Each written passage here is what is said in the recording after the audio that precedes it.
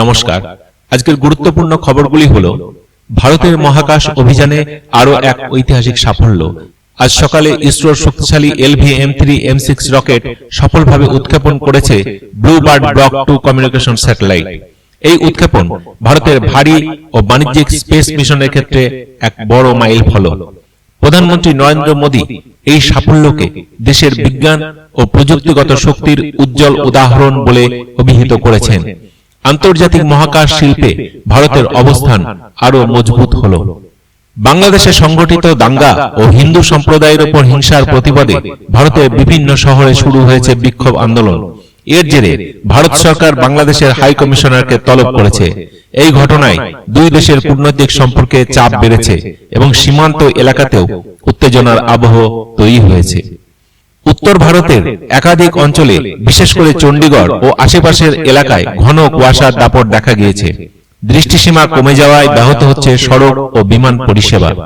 প্রশাসনের পক্ষ থেকে যাত্রীদের সতর্ক থাকার নির্দেশ দেওয়া হয়েছে। শীতকালের এই পরিস্থিতিকে হালকাভাবে নেওয়া উচিত নয় বলেছেন আবহবিদরা। খাদ্য নিরাপত্তা নিশ্চিত করতে ভারত থেকে 50,000 মেট্রিক টন চাল আমদানি করবে বাংলাদেশ। এই সিদ্ধান্ত দুই দেশের মধ্যে অর্থনৈতিক সহযোগিতা আরো জোরদার করবে বলে মনে করছেন বিশেষজ্ঞরা। দক্ষিণ এশিয়ার খাদ্য সরবরাহ ব্যবস্থায় ভারতের ভূমিকা আবারও গুরুত্বপূর্ণ হয়ে উঠেছে। মার্কিন যুক্তরাষ্ট্রের ক্যালিফোর্নিয়ায় ইমিগ্রেশন পুলিশের অভিযানে আটক করা হয়েছে 30 জন ভারতীয় নাগরিককে। এই ঘটনা বিদেশে কর্মরত ভারতীয়দের আইনি ও অভিবাসন সংক্রান্ত জটিলতার দিকে নতুন করে নজর টানছে। পশ্চিমবঙ্গে নার্সিং শিক্ষার ক্ষেত্রে বড় পদক্ষেপ।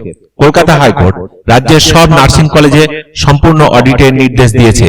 যেসব প্রতিষ্ঠান বেআইনিভাবে চলছে তাদের বিরুদ্ধে FIR ও কড়া ব্যবস্থা নেওয়া হবে। পাশাপাশি ক্ষতিগ্রস্ত ছাত্রছাত্রীদের অন্য কলেজে ভর্তি করানোর নির্দেশ দিয়েছে আদালত। এই রায়কে শিক্ষা ব্যবস্থায় স্বচ্ছতার বড় উদাহরণ হিসাবে দেখা হচ্ছে।